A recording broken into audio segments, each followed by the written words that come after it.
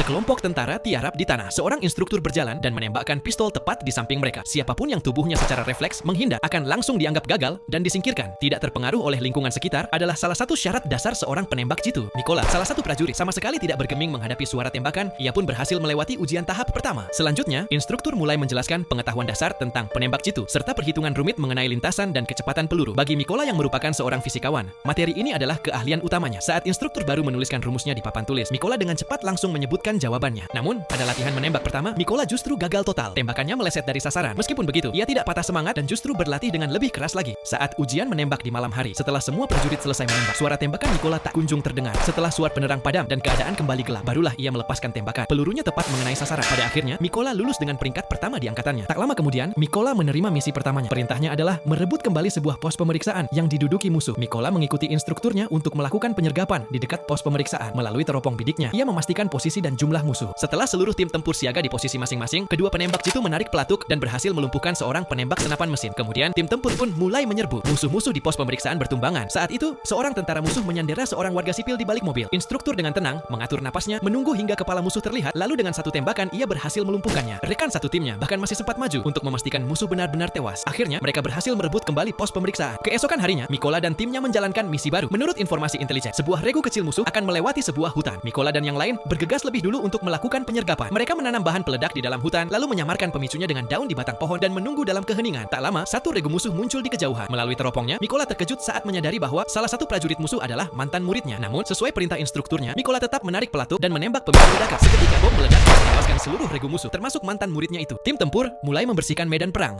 sementara sang instruktur mendekat untuk menenangkan Nikola. Ia berkata bahwa muridnya itu telah membuat pilihannya sendiri. Kembali ke markas, sang instruktur memandangi foto keluarganya dengan perasaan campur aduk. Ia selalu berkata pada keluarganya bahwa ia sedang dalam perjalanan bisnis karena takut mereka akan khawatir dan cemas akan keselamatannya. Sementara itu, Nikola memandangi gelang buatan tangan istrinya. Ia sangat merindukan orang-orang yang dicintainya.